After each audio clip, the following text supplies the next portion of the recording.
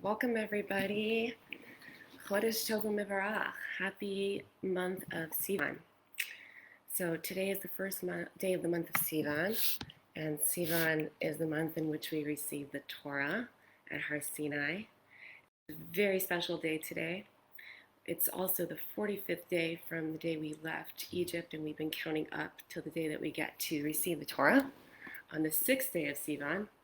And today, historically, is when we arrived at the base of the mountain of Har Sinai and camped there. And it says about that time period that we were like Ish Echad Kalev Echad. We were like one people, one person with one heart. And so I want to start out today's talk and share with you by blessing each of us that we should be like one person with one heart. In this era where we're experiencing so much separation and polarity in really extreme ways, that we should all come to recognize that we have so much more in common than we have different. Okay, so please God, we have 90 minutes here together to explore the topic of healing and transformation from a Kabbalistic perspective on our current times. And I'll just let you know that I'm more of a channeler than I am a presenter. So this is going to be more of a channeling that we're going to be doing here together. And let me just move the camera back a little bit. All right. And so I want to start out with a prayer for all of us to connect in and get into this space together, this meditative space of channeling, so that we could open up our vessels to receive the light that's coming in. Both the great light that's coming in on this beautiful day of Rosh Chodesh, and also the lights that we are intending to channel here to understand more about healing and transformation in our current times. So this is a prayer to the one and only God to please open my mouth and help me to have the right words and the right heart and the right focus, and to only speak words of truth, and that they only be received in the way that they were intended. And so everybody can go ahead and just put your hands over your heart so that we can connect into our heart space. And allow your breath to very easily and gently fill your heart space.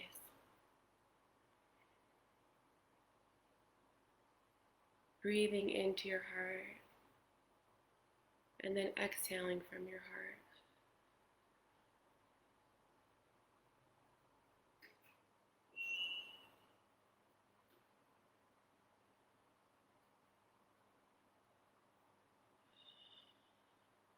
And as you do that, allow yourself to feel a beautiful light that's here beneath your hands, that's glowing and building with your breath.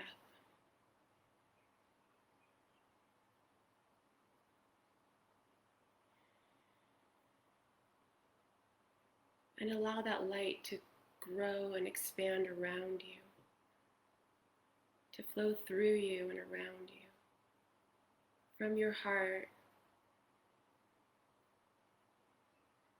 creating a stronger and stronger light that encompasses your whole body.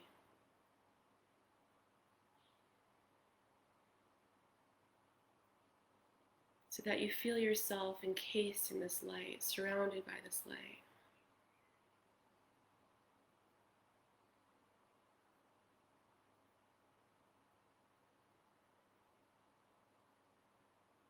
Sitting in the presence of this light.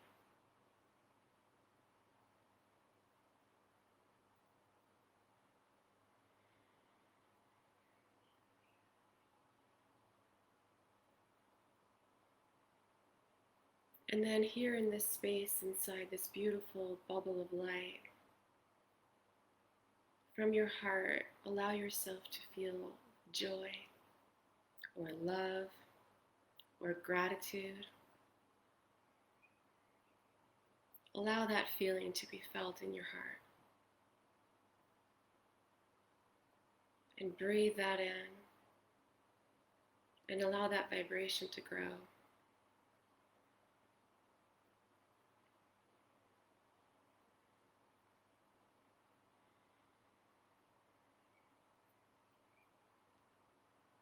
And from this place of elevated vibration,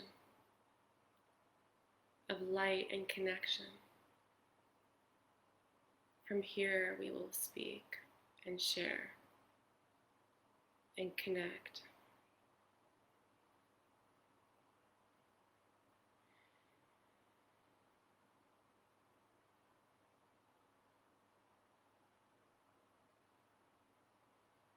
Okay. So my name is Yocheved, and I'm a licensed psychotherapist. Although my practice has kind of evolved into being more of a spiritual healer and doing energy healing work.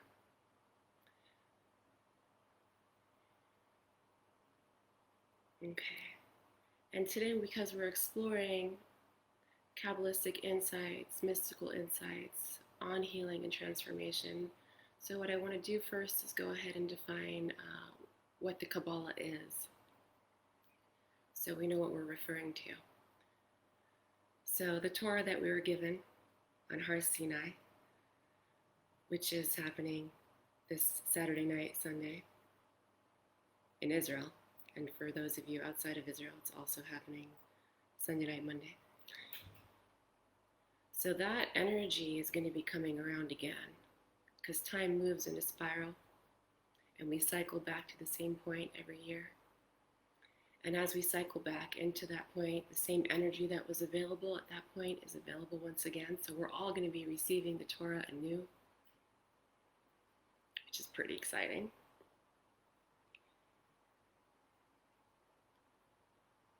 So when we were given the Torah at Har Sinai, when 3 million people stood around the mountain and heard God speak in a very elevated prophetic experience. So what's prophecy? Prophecy is a very elevated spiritual experience where you're having a deep intimacy with God. In that moment where God spoke to us, we received the entirety of the Torah at once. And then the 5 books of Moses were written down, and that's the written Torah. But along with it, we were given the oral Torah. In that moment, in that initial moment when God spoke to us. And that was passed down from generation to generation until it was at a loss of being forgotten. At the destruction of the first temple, it was written down. It began to be written down. And there are different levels of interpretation of the written Torah. And that is part of what the oral Torah is. And the deepest level of the oral Torah is the Kabbalah, is the mystical teachings. It's what's called the Sod, the secret, internal teachings of the Torah. It's also the Yisod, the foundational teachings of the Torah. It's the how the universe was created and the way in which it functions and works and the why that God created it. Sort of the physics of the spiritual world.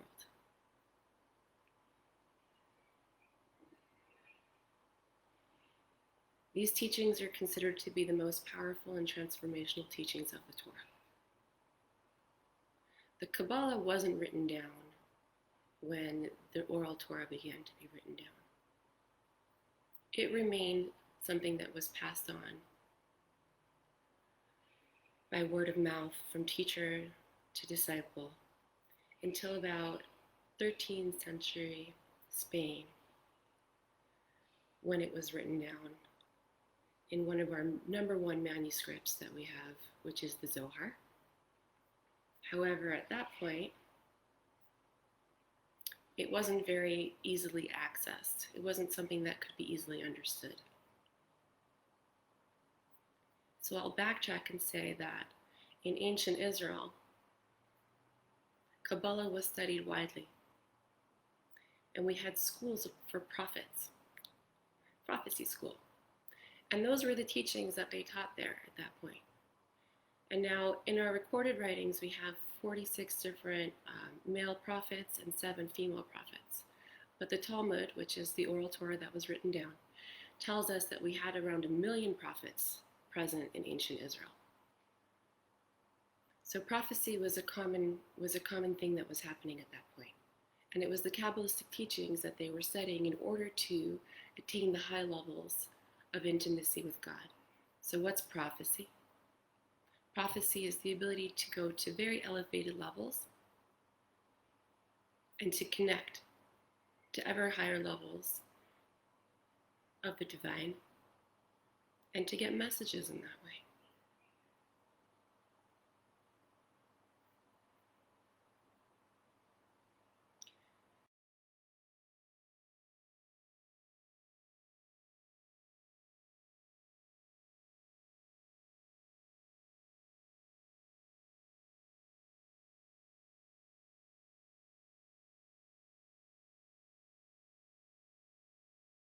What we actually call in English divine inspiration. And we're going to get more into that later, the difference between prophecy and divine inspiration. But for now, I'll say that prophecy is more of creating yourself as an empty vessel and this information coming down into you as a clear channel. So it's kind of like a masculine, because the masculine is always something coming down, is the giver. So prophecy is considered more of a masculine, and Ruach HaKodesh, divine inspiration, is considered more feminine, in that it's more about the individual rather than nullifying themselves to receive prophecy, letting go of their personality. It's actually actualizing their personality, creating their personality into something that's very advanced spiritually and capable of discerning godliness in their own being. So prophecy, the age of prophecy, came to an end as again, as we were being exiled and as the temple was being destroyed. It was the end of the age of prophecy. However, it didn't actually end, it just ended on a mass level. And it continued in individuals over time.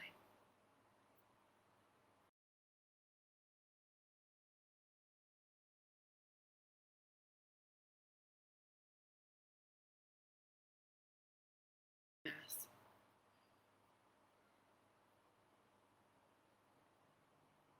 And we're already beginning to experience that. Okay, so we're saying that the Zohar was published in the 13th century in Spain, but wasn't really understood very much at that point. And then around 16th century in Safar, where I'm currently located, which is considered the mystical capital of the world, the Arizal kind of unraveled the Zohar and made it something that we could understand. However, it was still only taught in very small and select groups and wasn't something that was immediately available to most people. And again, these are very fundamental teachings that we went without for a very long time.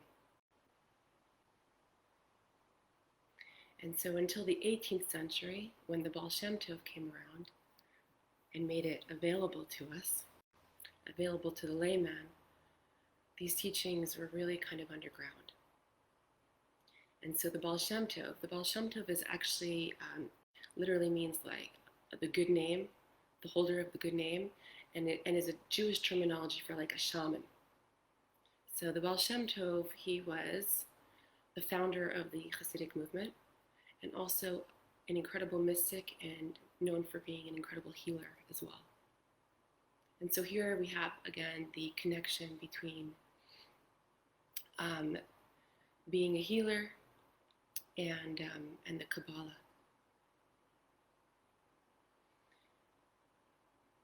The Baal Shem Tov is known as the man who came from the woods because he really raised himself in the woods. He was orphaned at a young age, and he was taught by many different teachers, and he continuously would run off as a child into the woods until he became an adult, and then he went and hid out in the woods for many years. And when he was discovered as this great sage and great mystic, the anointing of him as such happened in the woods as well. And so what we understand from that is it's important to go into nature if you want to really connect and find yourself. In the same way that the Jews went into the desert in order to receive the Torah. Go into a quiet place where there's no distraction, where you can actually listen in to hear that voice speaking to you. And so the Baal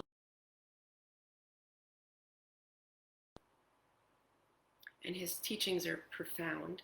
And what he did in making Kabbalah something that was very accessible to everybody, was one of his main teachings is bringing it into the physical body, finding God in the physical world, that everywhere you look, God is manifest.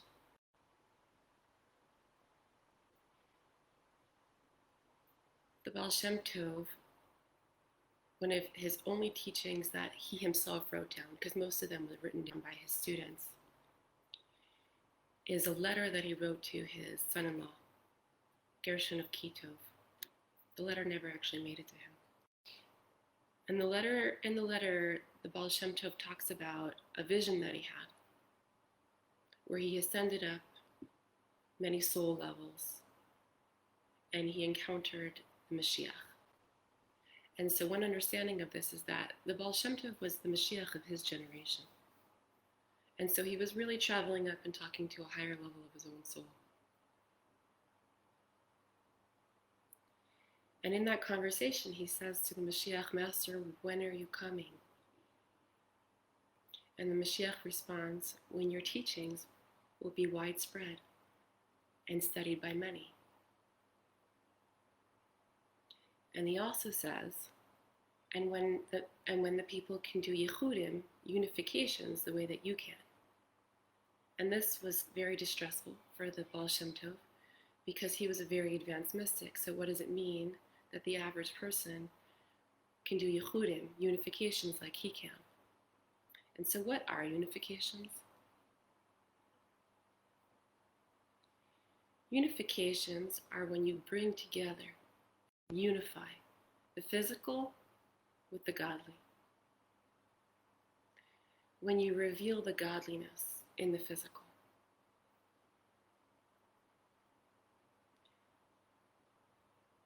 And so the Baal Shem Tov in his letter writes to his brother-in-law, I can't tell you how I do these unifications, because I can't reveal that. It's too secret.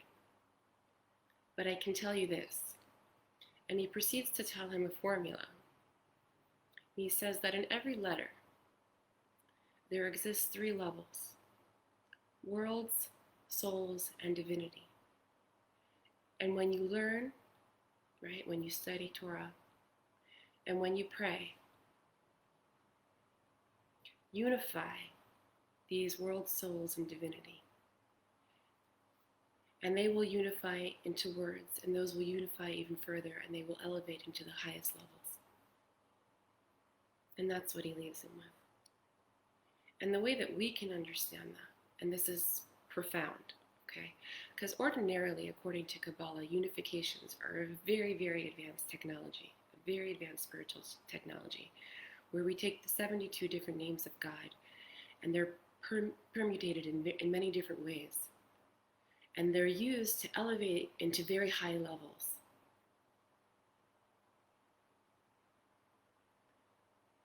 So the Baal Shem Tov says this is not necessary. You don't need to be able to do that. You could actually get to the highest levels by doing this. So what are worlds? Worlds is all things physical. Your physical body. So when you pray, your physical mouth, your body, the emotions that are coming through you. Unify that with your soul. What's your soul? It's your intention. Unify that with your soul into the divine words, divinity, the divine words that you're speaking. And that will create powerful unifications in the world. This is one of the most powerful teachings that we have right now. And the grandson of the Baal Shem Tov, Rabbi Nachman of Breslov, he takes that a step further, and he says, do this in your own words as well. Speak to God in your own words, and do it with incredible intention, and do it from a place of where you really are at, whatever you're really feeling, and that will create incredible unifications. So he has a term for that. He calls it hitbodedut, and it's a very common practice today. And it's a very powerful practice. It's kind of like talking to God like God's your own psychologist. So you talk about the things that are bothering you and the things that you want to heal, and then you turn it into the positive language of what it is that you want to create. Why? Because words have power, and like the Baal Shem Tov says, it's the vibrations. It's the vibrations in the words that you're saying. In the same way that God created the world with 10 murmurs, those vibrations came down and congealed into our physical reality as we know it. So as you speak, whatever you're speaking, you're creating. You're creating it through the vibrations of your own words. You're creating it through the vibrations that you're putting in with your own soul power. So more importantly than trying to think of any high esoteric ideas, being simple with the actual words that you're saying allows it to make the most powerful impact. Okay, so that's our intro to what Kabbalah is. And now let's move on to what healing is from a Torah perspective, from a Kabbalistic perspective. Okay. We don't have very many mentions of healing in the Torah at all, actually. So the first mention that we have of it is the story of when Abraham is going with his wife Sarah, right? Abraham is going with Sarah to, there's a famine in the land, so they're going to Gerar, and the king there is Avimelech, and Abraham is afraid because Sarah is so beautiful that something could happen to him on her account. He could be murdered in order for her to be kidnapped. So he tells her to say that she's his sister. And one might wonder how Sarah is so beautiful because at this point she's 90 years old. Which brings us to a different point where we understand that Abraham is the first one who introduced aging into the world. Before him, nobody got old. They just got to a certain point in their life and they looked exactly the same way as they did throughout their life, and then they died. And so he prayed to God to actually age so that there could be, first of all, an understanding between people who have advanced in ages and are wiser through that, and they could be honored, but also so that people could have a separation from their physical body as they get towards the end of their life and be able to move to the next world. So the experience of having something physical in the body happen that way so that we can then learn from it and go into a different soul space. So Sarah at 90 looked the same way she did when she was 20. And so there was a real concern there. And so Avimelech indeed kidnaps her. And as a result, God causes every orifice in his body to close up so that he can't touch her and do anything. And in his dream that night, God comes to him and says, return this man's wife to him. And then, and this will no longer be a problem for you. And Avimelech says, I didn't do anything. I'm totally innocent. He says, yeah, but you intended to do something with her. And then he says, God says to Avimelech, and then ask this man to pray for you because he's a prophet. And so here we have the connection between prayer for healing and prophecy. Prophets have the ability to pray. Why? Because they have a very close relationship with God. Therefore, they have the ability to pray and ask for healing. And so Avimelech returns Sarah to Abraham, and Abraham prays for him and he heals. Additionally, we see over here that because Abraham prayed for the healing of Avimelech, Abraham was then granted, and Sarah was granted, to have a child after that. Because they were barren all that time, they weren't able to have kids. And so we understand here that when you pray for somebody else, you get healing as well.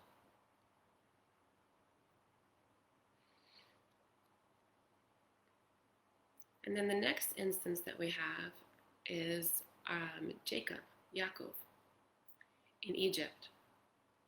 So he prays to get sick. And why does he pray to get sick? Because he wants to have an understanding of when he's going to die so he could wrap up his affairs and say goodbye to his loved ones. And so God grants him that. And there we see that sickness is introduced to the world. His father Isaac also was the first one to have any kind of ailment because his eyes got weak as he aged. And it says that he also prayed for that so that he wouldn't have to experience it in the next life, right? He wanted to experience whatever he had to kind of deal, like whatever ramifications he had to deal with from his life here in this world so he wouldn't have to pay for it in the next. So what we find from these experiences is that any kind of physical suffering, any kind of ailment or disease is coming as a warning sign to be able to take care of something. Okay, in the next instance we have in the Torah of any kind of physical sickness is tzara'at, which is translated as leprosy, but isn't actually what it was at that point. So that's in the desert, when the Jews are in the desert after they receive the Torah, and we see that Miriam, Moshe's sister, gets tzara'at. And our understanding from tzara'at is like this: if anyone is stricken with it, they're told to go outside of the camp until they heal from it, and then they come back, and then the high priest makes a determination whether they've finished healing or not. At no point do we see any healing process that's happening, any like medicine that's administered or anything that's going on. The priest is only making a determination of whether or not the person has finished with this disease. And so what's really going on is the person is meant to go out alone again, right, into the desert, into the wilderness, to sit with themselves and to contemplate what's going on in their life and what could have gotten in the way that could be causing this, what could have gotten in the way of their relationship with God. So the understanding of disease and sickness at this point is it's any kind of spiritual blockage, and it's being expressed physically in the body, but it's always spiritual in origin. That's creating a barrier between you and divinity. Okay. And that's kind of it for the Bible on sickness.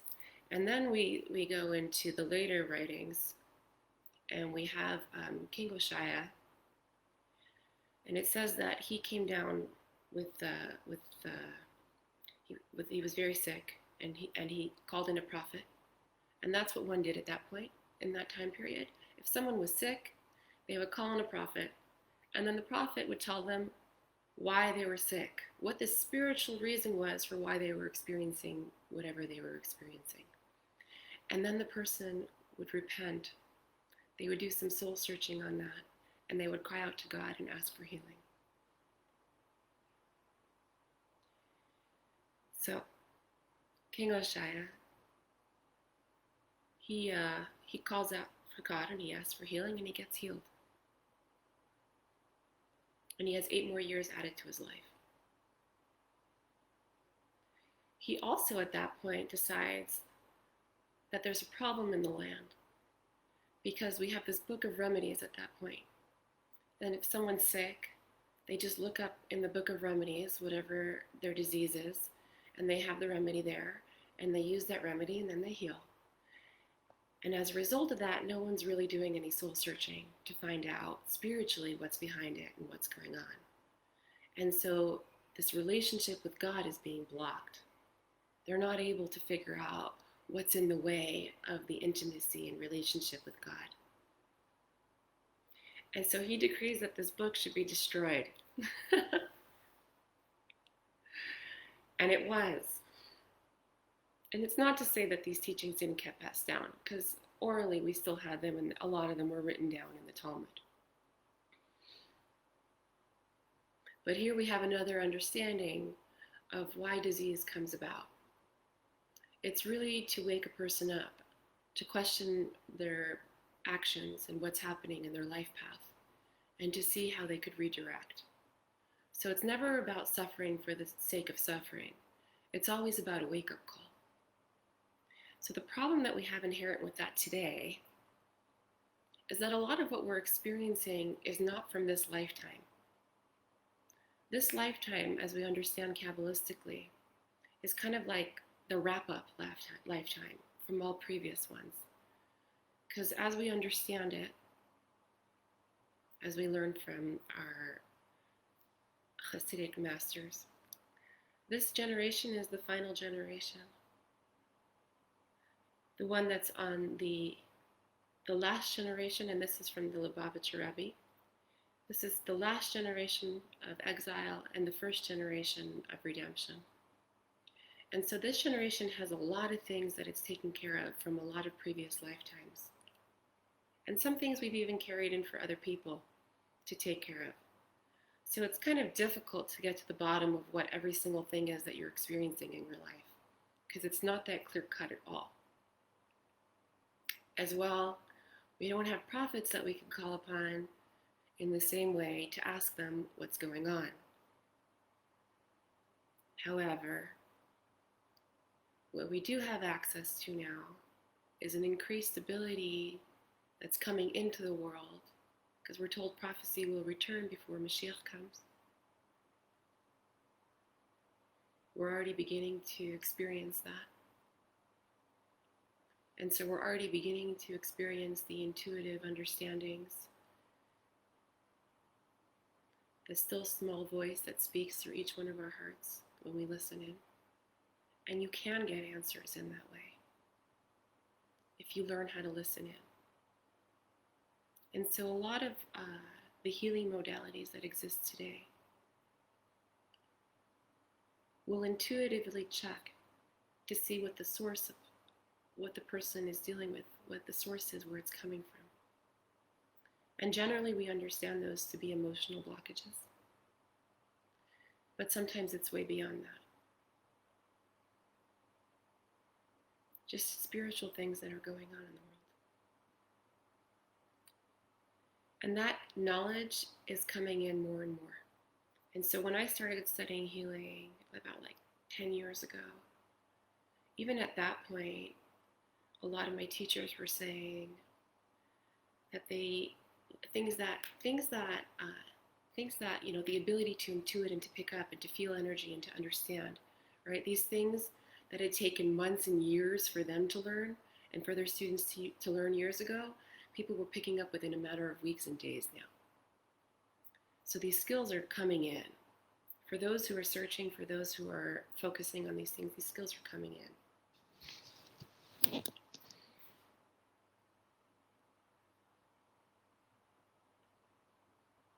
So what is healing?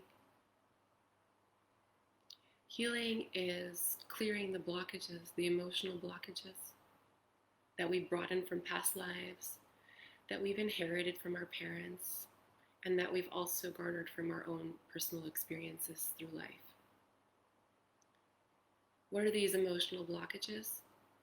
They're anything that is in the system as an unconsciousness, an unconscious block that we're bringing to the surface to integrate into the light so that we become integrated wholes, so that our whole body, our whole being is one integrated whole. So there's no unconscious parts of self that are driving us and moving us in directions that we're not aware of, right? So let's say a person is interested in getting a specific type of job, and they keep applying and they're sending out many applications, but for some reason it's just not going, right?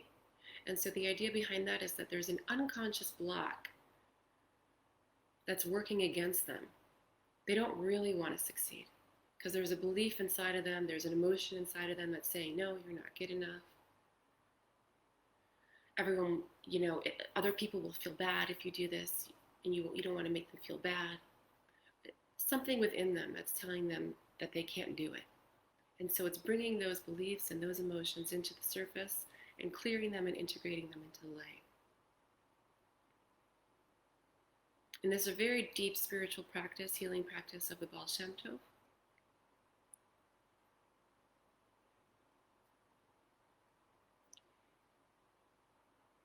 I'm debating whether this is the time to bring that up or if we should do it at a later point, because what I would like to do at the end of this is to bring all these teachings into a practical, embodied experience. So I'm going to save that actually for later. Okay.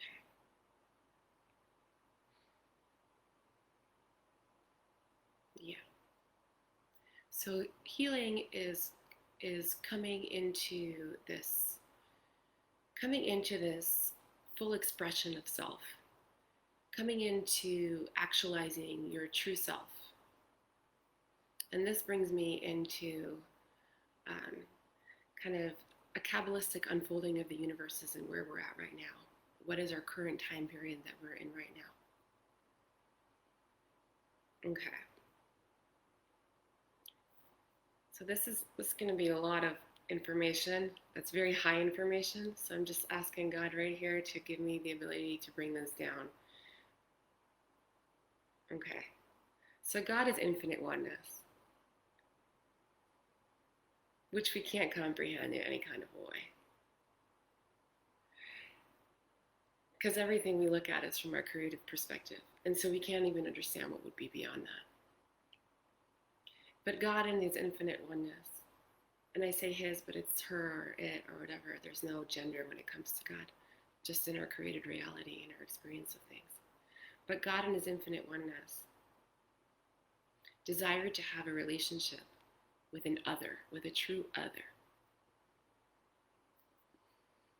Not just an extension of self. In the angelic world, angels are kind of like robots. They're given specific areas that they oversee and specific missions, and they can't veer without, outside the line of that. And the same thing with animals. Animals just follow the instincts that they're created with, and that's it. But a true other has the ability to choose and do something outside of whatever it's programmed. And that would be us. We're the other. And for there to be a true other, there has to be free choice. And for there to be free choice, there has to be God hidden. Because if God is totally obvious and everywhere, then there's no choice. There's just God. And so God had to create a mechanism for doing this.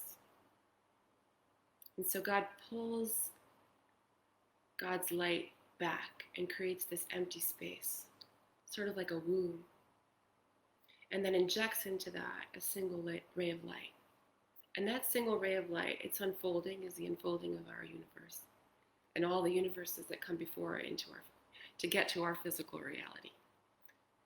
And God spoke those words of creation, and those vibrations congealed down into our physical reality. So God had the idea of creation, and then it followed through and flowed through into the physical expression. And we're created in God's image, so we have the same makeup, where we come up with an idea, a desire, and then we move that through our system, into our thoughts, into our emotions, into our actions, in our physical body.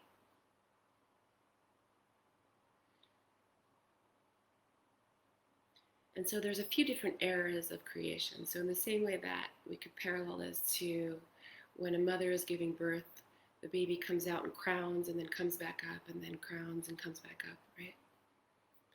Sort of creating an impression in a space and then coming and making more space until the baby's fully birthed.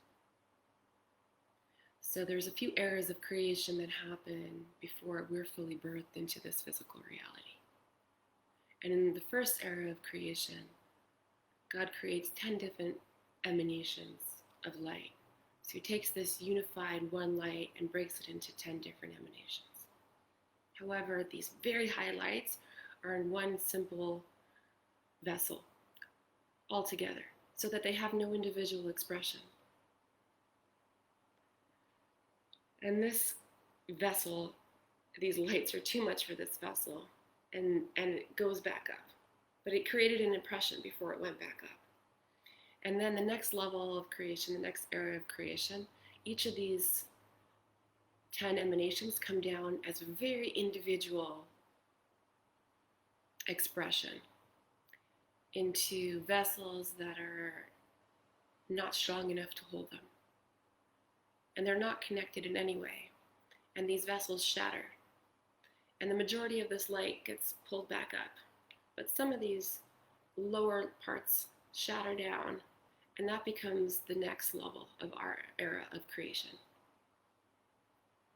And it quickly reorganizes into this hierarchy of interconnected and interrelated lights. So that's the tree of life that we have, is 10 emanations, all interrelated holographically, so that each one of these 10 contains every one of the other inside of itself, and they're all flowing one through the other. And this is a very sophisticated vessel, but with lesser lights. So everything in Kabbalah is lights and vessels. It's all about the lights and the vessels. And we're the vessels that are receiving the lights from God.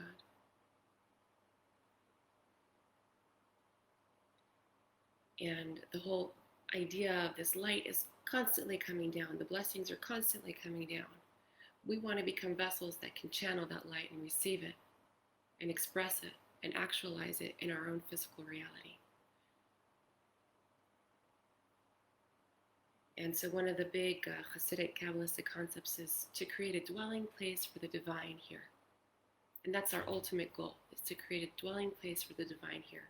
For us to become actualized into our greatest selves, so that we can be a true other to relate to God, for God to have a relationship with.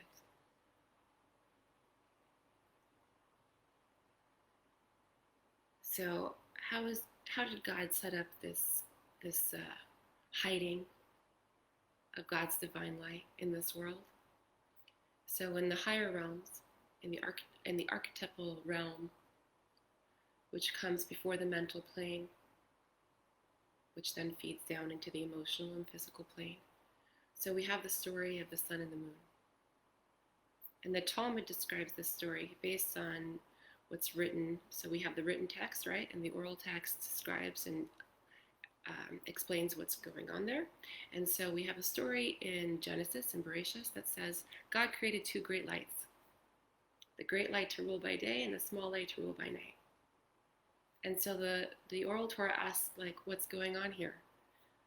At first you have two great lights, and then you have a great light to rule by day and a small light to rule by night. So what happened to one of the lights? So this is the sun and the moon, right? Because the sun rules by day and the moon rules by night. And so we understand that initially the moon was created the same size as the sun and with the same greatness as the sun. And then the moon went and complained to God and said, how could you have two rulers under one crown? How can we share the same purpose in the same space? So it's really like being one, right? How can you have a relationship when there's just one? And God says, you're right. So I'm gonna diminish you. And then there's a whole dialogue between the God and the moon, which I'm not going to get into. And eventually God diminishes the moon. And what happens when God diminishes the moon is the moon no longer has light of its own. It now just becomes a reflector of light. We are often compared to the moon as being reflectors of God's light back up. And because the moon doesn't have light of its own and it's just reflecting light, there's now a dark side of the moon, right? There's a part of the moon where the light isn't shining. And that's considered to be the breeding ground for evil. What's evil? The place where you can't see the light, the place where you don't see God. And this is the mechanism that God devised in order to hide his light in this world so that we could have free choice. Okay, so Kabbalah is the study of correspondences. Whatever you know about one, you know about the other. And the sun is understood to be the archetype for masculinity, for masculine energy in the world.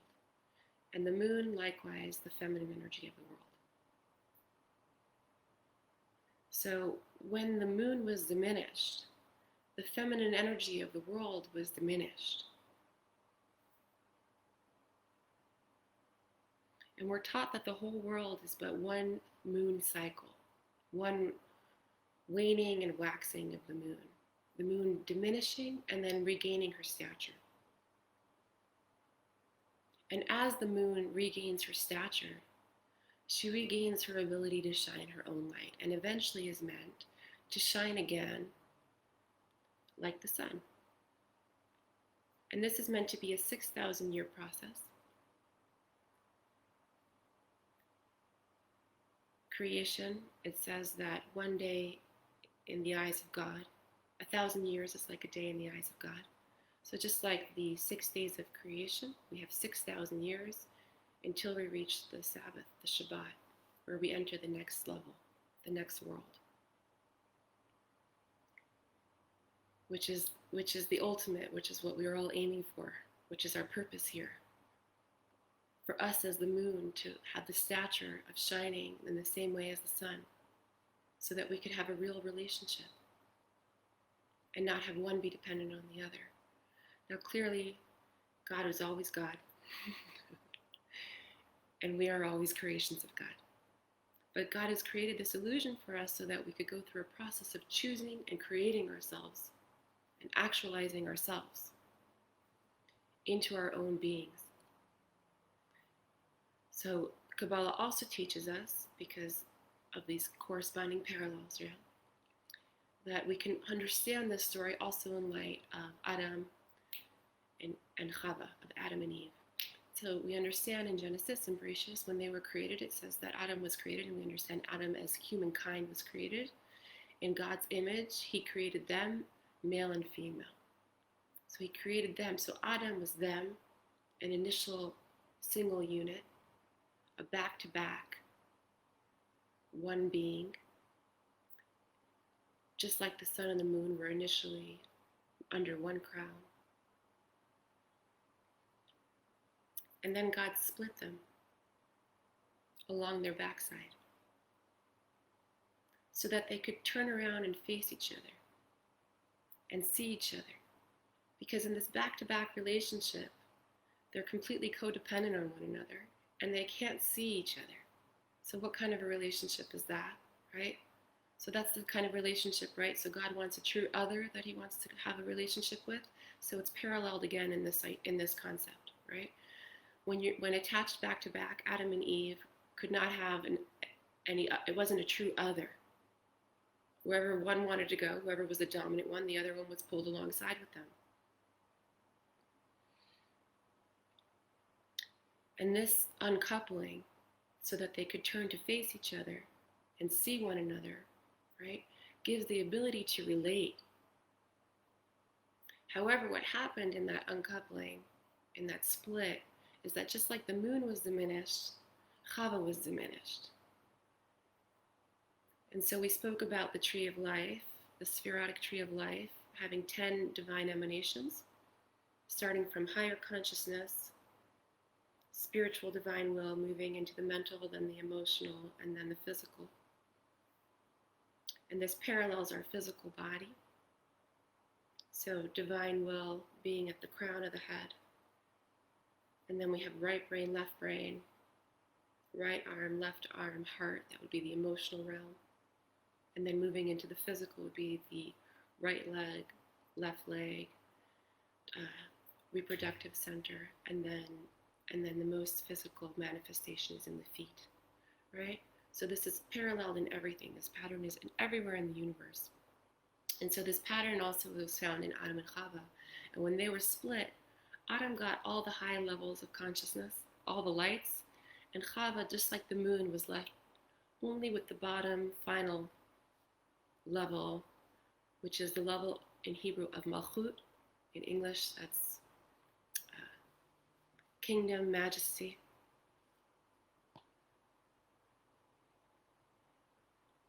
And it's only a receiver. The level of Malchut is just receiving and reflecting back up. So Chava at that point became very dependent on Adam to receive everything through him as the channel. And in the same way that the moon is regaining its stature through these 6,000 years of evolution, is the same way that Chava, right? So Adam and Chava represent the collective soul of all of humanity. And Adam representing the archetype for the male, and Chava for the feminine, for the female.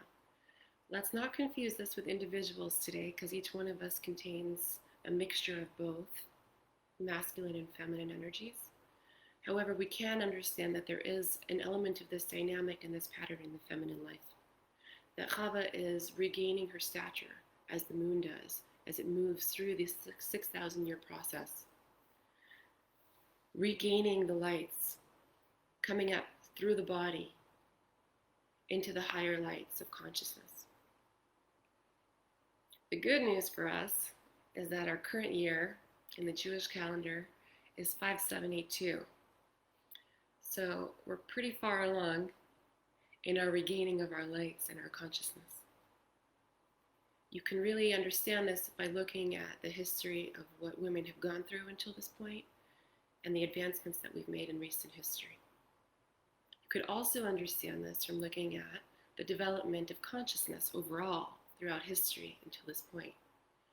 And so people ask very often why we think we're allowed to study Kabbalah these days, because there's a very well-known understanding that nobody could study Kabbalah unless they've studied the entirety of the written Torah and the oral Torah, and they know it in depth, and they're married with a family and over 40 years old. Why? Because not only then do they know it intellectually, they've been able to understand things through life experience as well. And then they're allowed to study Kabbalah. Because these ideas have been so high and difficult to grasp in their truth. So why are we all studying them right now? Because there's been like a floodgate that's opened with Kabbalah in the recent years. There's just so many fabulous teachers and numerous books in English. Especially, I'm excited by that. But just in general, everybody's studying these teachings. So why is that happening now? Because as a humanity, we've evolved to the place where our consciousness is able to grasp these ideas, which we haven't been able to grasp before.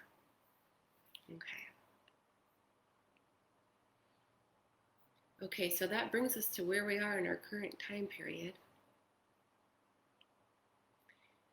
So this time period is considered to be the Erev Shabbat, on the eve of the Sabbath, which is where Adam and Chava were before they ate from the tree of knowledge of good and evil, right? So 6 days of creation, and then humanity is created.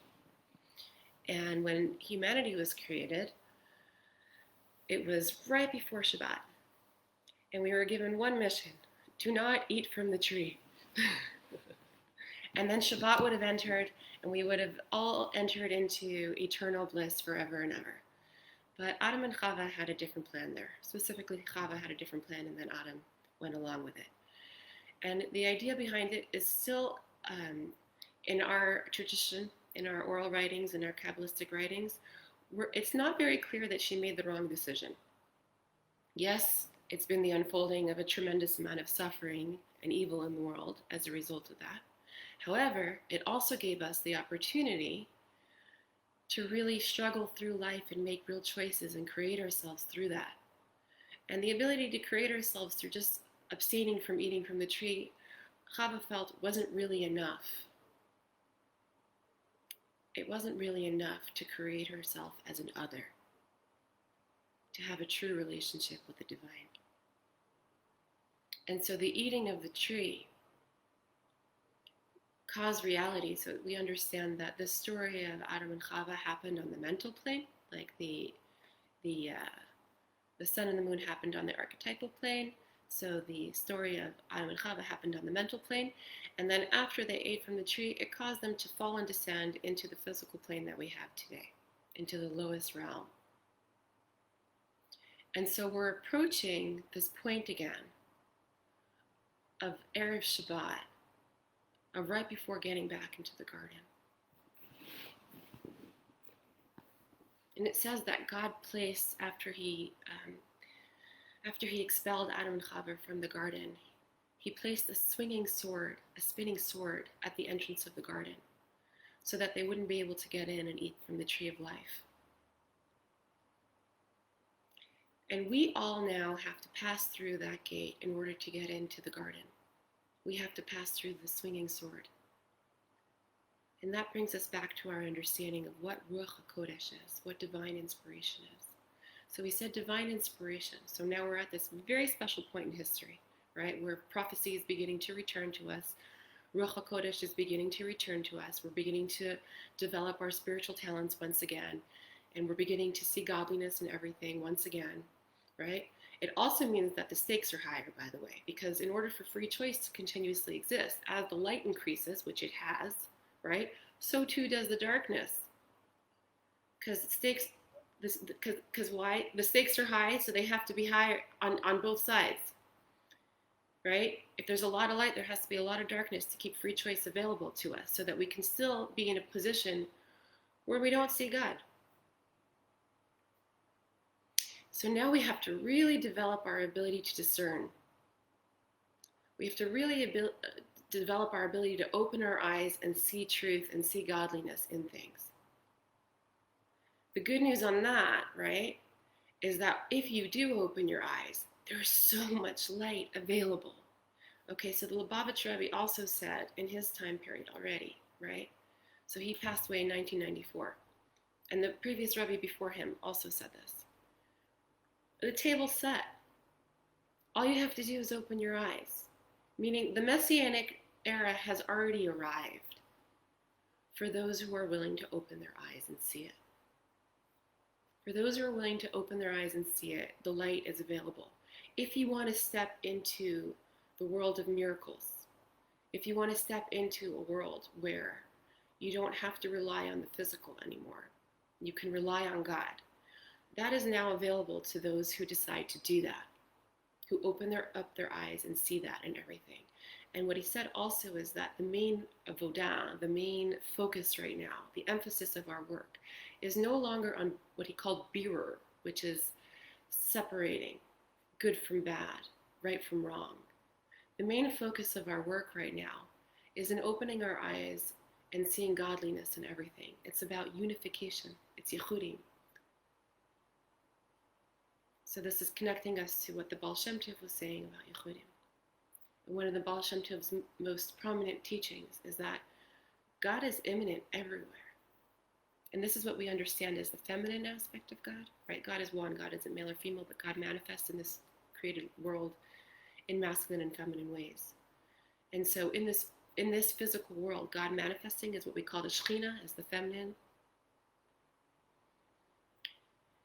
And that's everywhere. And in anything that you're going through, if you just open up your eyes and see God in them, in that experience and whatever you're going through, God will be there for you. And that will transform the entire experience for you. If you call out to God in that experience and you say, thank you, God, I know you're here with me. Because the Shekhinah goes wherever you go. Whatever you get into, the Shekhinah follows you. And so if there's one teaching that you want to take with you today, it's that. It's that you have the ability to open your eyes and to see and to rely on miracles in this time period. We are at the time period for relying on miracles. And so Ruach HaKodesh now is the ability within your own personality, within your own body, to be able to sense truth and feel things out. And to know in every moment what the best thing is. Right? Because truth in this world, it's very relative. It's dependent on every single moment and every single individual, constantly shifting, like that spinning sword. It's constantly moving. And you have to have the wherewithal to be present in the moment, embodied in your experience, to know what's the right thing for me right now. What's the godly thing for me right now? And then to trust in it, to trust your own inner voice, to trust the godly voice that's coming through you. And that's the Ruach HaKodesh that's available right now to us. So what I want to do for us now in our last half hour that we have together is to do a practice on this. Okay. So this practice is a meditation exercise where we come into our bodies, right? Because the Baal Shem Tov says that the only place that you start from is the place that you're at, where you are in the here and now, in your physical being. And you be real with that. So what we're going to do is we're going to start by coming into our physical bodies. And then we're going to contact the godliness within whatever constriction we're feeling there and release it and return it to its godly origins. And this is a Baal Shem Tov process that he calls as a 3-step process. It's actually connected to this 3-step process of what we spoke about with the sun and the moon and with Adam and Chava, where there's initial connection, oneness, and then there's separation, and then there's regaining of stature, and then coming back together and joining in this beautiful relationship of two individuals coming together. It's what we call face-to-face relationship, is the highest level relationship. And that's the relationship that we're all looking to attain with God, with each other, with God, right?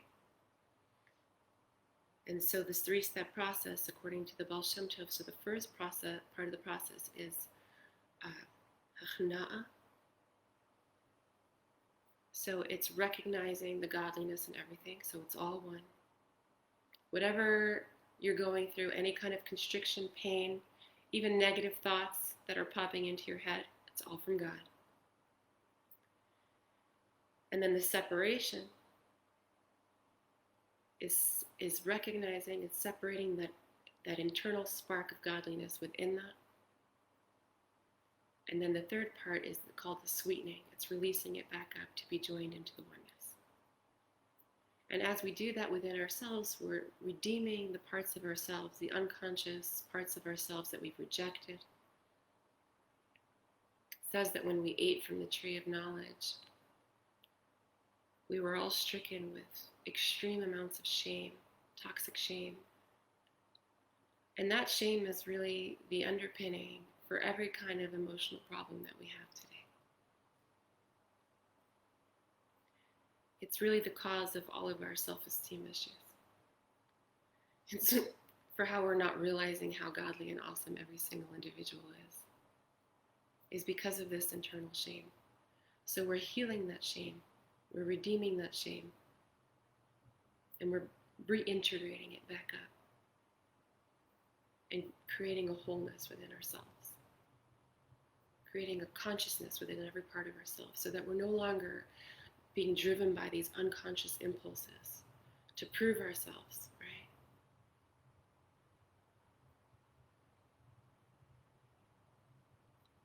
But we're acting from conscious places. We're choosing from conscious places.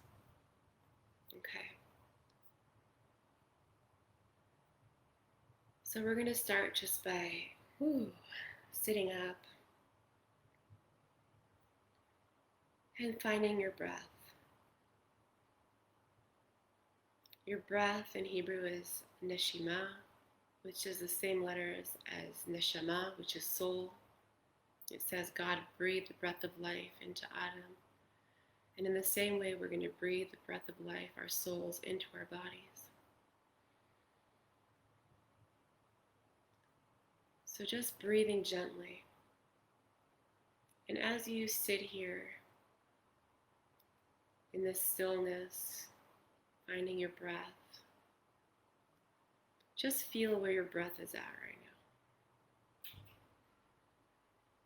Feel how deep your breath goes in. Feel how strong it is or not. Just come into contact with feeling your breath here.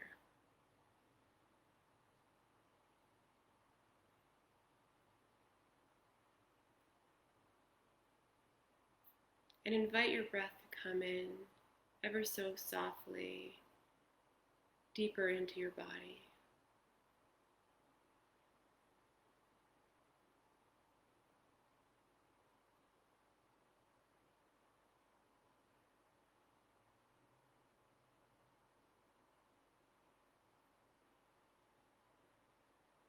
And as you sit here breathing, just feel what your body is experiencing right now physically. Feeling into your chest. What does it feel like in your chest? And using your breath to explore very gently, what does it feel like?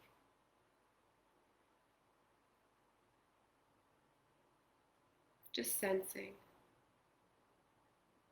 And then come further down with your breath into your belly. Just noticing, gently noticing. There's no judgment here. There's no right or wrong. We're just sitting here observing, using the breath to explore. What does it feel like in your gut?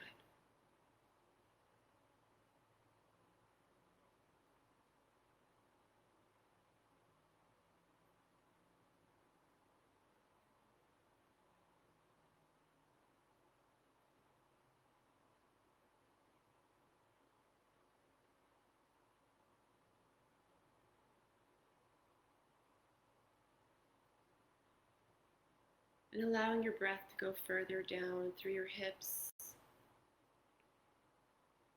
continuing to explore,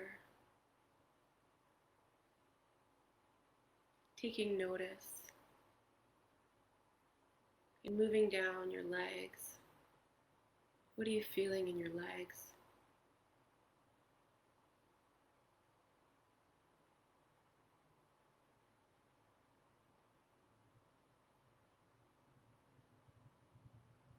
And down into your feet. Feeling the sensations that are happening, the experience in your feet.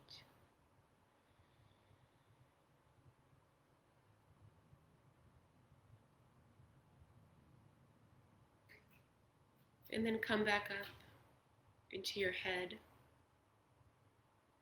And very gently put your focus there with your breath. We don't want to over-focus because that could cause headache. Just be there lightly. Inside your head. What's going on there?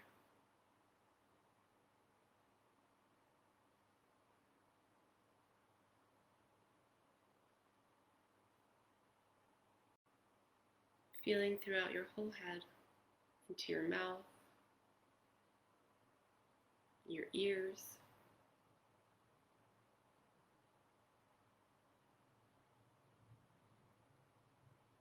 and then putting your attention on your throat, breathing into your throat.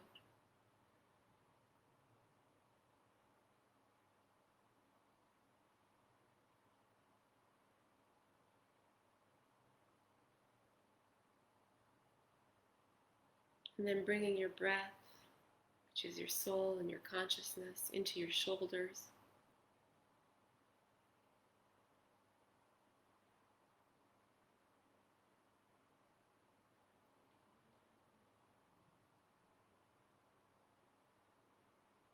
Moving down your right arm, breathing down your right arm, bringing your consciousness through, taking notice as you move through into your right hand. What does it feel like in your right hand?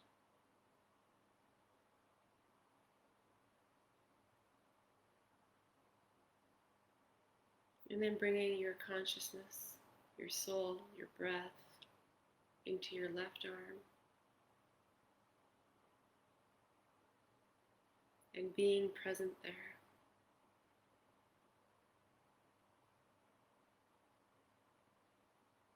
Noticing as you move through, down into your left hand.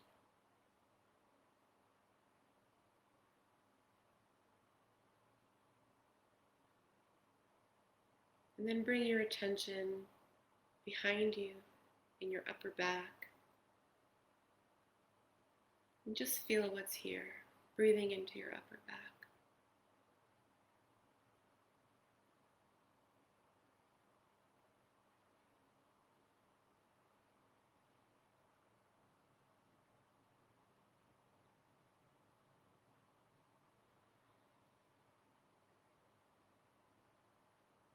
And then into your lower back, breathing into your lower back, being present here with your breath.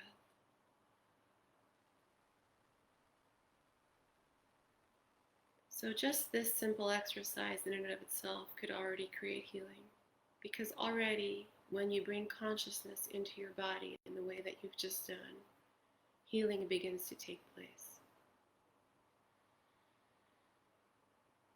Because you're embodying yourself.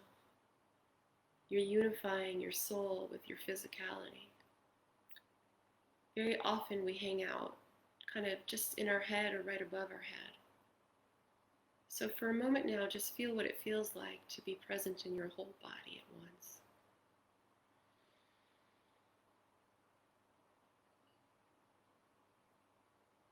And I'm going to do a prayer intention that, please God, this should be a powerful healing experience for all of us, for everyone watching live, and for everyone tuning in afterwards on the replay. The energy is just as powerful. Please God, may this be a very healing experience in the zchut, in the merit of the Baal Shem Tov. May we be able to access divinity within our bodies and release the sparks that are waiting to be released right now, so that our energy can flow freely and smoothly, so that we can truly actualize into our greatest selves, so that our consciousness can be integrated into a single whole, so that our desires can be directed and fully focused, and not moving in so many directions, but fully focused like a laser into accomplishing what we truly desire to accomplish in this world. So that when we may realize the things we truly wish to experience in this world. So each one of you can make an intention right now individually for what it is that you would like to create. What do you have a true desire to create in your life?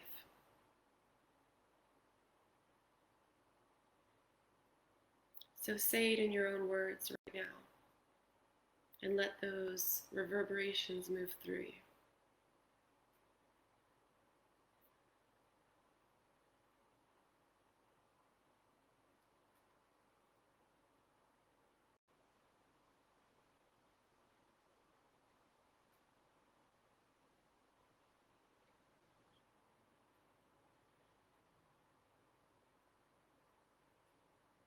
And from there, we're going to move into the heart space, into the center of the chest.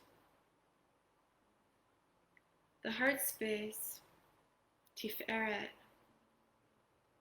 is the sphera, is the light emanation that is the connector of all the others. It's the center point that brings them all together. It's the compilation also of all the lower emotions of the heart. So whatever emotional place you're at right now will be felt here in the heart. And it's the meeting ground between heaven and the earth, the lower heart and the higher heart. And it's compared to the holy temple. So just as the holy temple is the heart of the world, so is your heart a holy temple. The place where God comes, where the Shekhinah comes to reside within you, where you can feel your inner truth, where you can sense your inner knowing, your intuition, where you can listen to that still small voice. So first we contact the lower heart. So feel that outer layer. And just feel what it feels like here in your heart space. And this is an open, receptive approach when you approach your heart here with total compassion.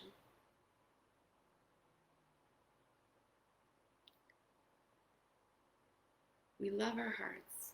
We love whatever our hearts have to share with us.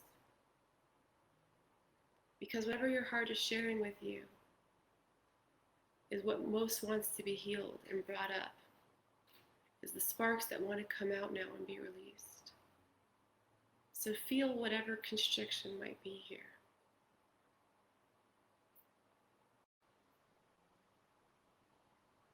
And just receive it as is.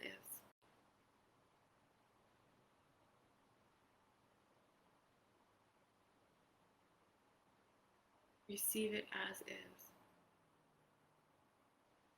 I feel you. I accept you. I love you.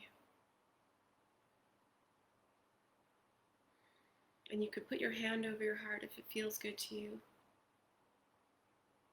And you can also just leave your hands in your lap,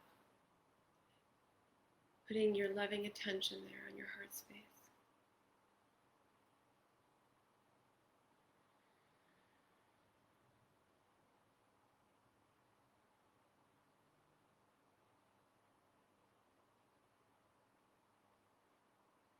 And from this place, we just accept that this has come to teach you something. This experience, whatever has brought you here, whatever is happening in your heart, whatever your heart is telling you, is here for a reason, for a divine purpose, that's really for your ultimate good. And it's talking to you, and it wants you to understand something. And it might just be an understanding that comes through the listening and the feeling of it, but it might also have a message for you. And so you're being present here in a very open and listening way. And sometimes the messages come now and sometimes they come later. And these are not messages in the sense of you're trying to analyze this in any kind of a way. This is an open receiving. And it comes in flashes of images or memories or thoughts or just an understanding. For some people it comes in colors or in smell. So just be here with whatever you're experiencing. And if you're experiencing nothing, that's also an experience. And just let it be. Accepting that this is very good. And allowing this energy to be free to move and do as it pleases. Giving permission to this energy to be released and to move on and to flow. Saying yes to it. So there's no resistance here. There's just the full embracing and a vibration of yes.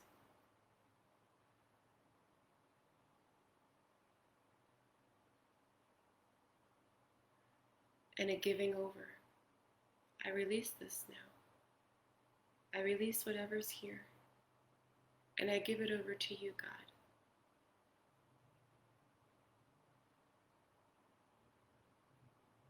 I give it over to you, healer of all healers. Creator of all creation, master of the universe. I give this over to you. And I trust fully in this transformative experience that's happening right now. And you let it go. And you let it go fully. And take a deep breath into your heart now.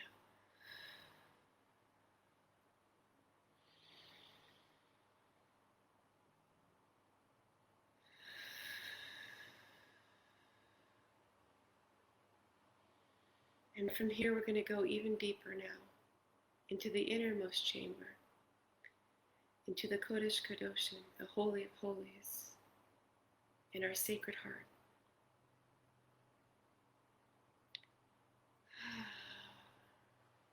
So you just intend it and then you find yourself here. And you find yourself here in this beautiful, still place in the core of your being.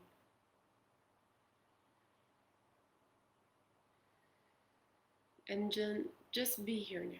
Just be here now. and sense what it feels like to be here in the center of your being, in the core of your own energy. So there's no expectations. You're just breathing here and sensing and allowing your senses to be alert and receiving.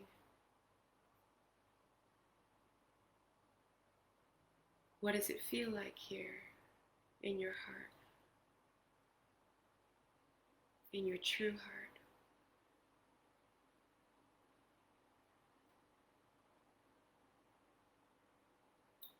And in this place, go ahead and choose a question that you would like to get an answer to. So think of one question that you would like to get an answer to. And then go ahead and ask it. And then allow yourself to sit silently and receive. And again, the answer comes not necessarily in the form that you expect it to. And not even necessarily right now. Sometimes it's in an unfolding that occurs in your life, and then it becomes clear to you. But be here now, and allow whatever experience is happening to be experienced.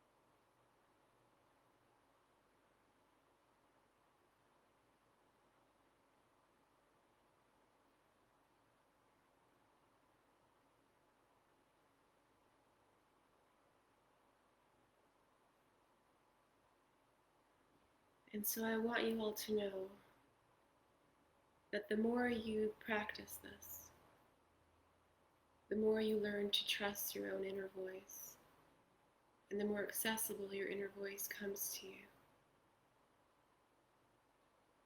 and then directs you, and the more fluid your life can become because you're getting the answers and the direction, the guidance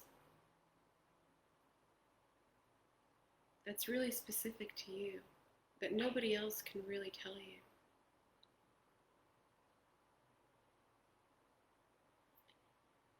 And this inner voice is always coming through for you. It's always available.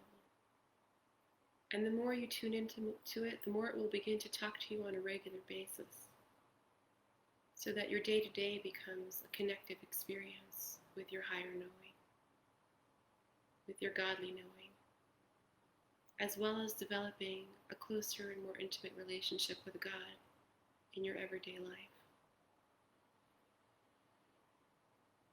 And you can begin to understand things that are happening for you in a completely different way.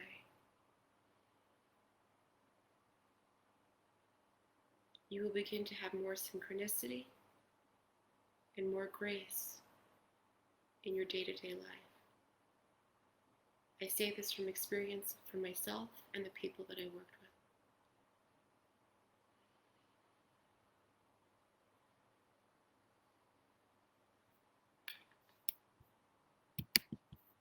And so rather than close this place off and then come out of it, I'm going to say take this place with you and continue to move with it.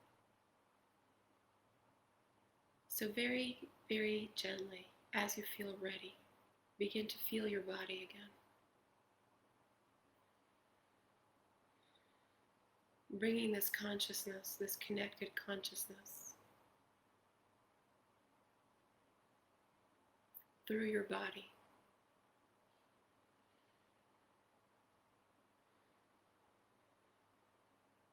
into your breath,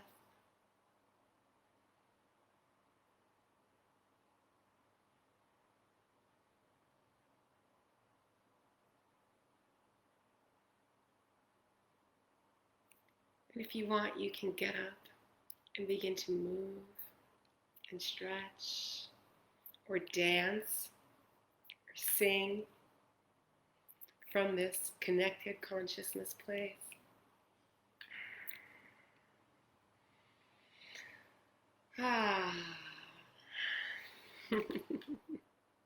And feel your body revitalize with this new flow, with this flow that's always available to you, with this light that's always coming down, but now you're a more available vessel for this continuous flow of light and blessing into your life.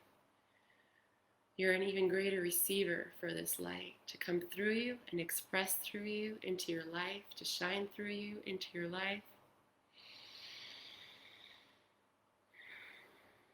So I want to thank all of you for being here, for being a part of this, because it's your collective consciousness that's brought this to be what it is. And it's really been a joy and an honor, and just wishing you lots of luck, hatzlacha rabah, in your continued connective experiences. May we all be blessed to receive the Torah fully this coming Shavuot and to dance together as one person with one heart. Chag Sameach.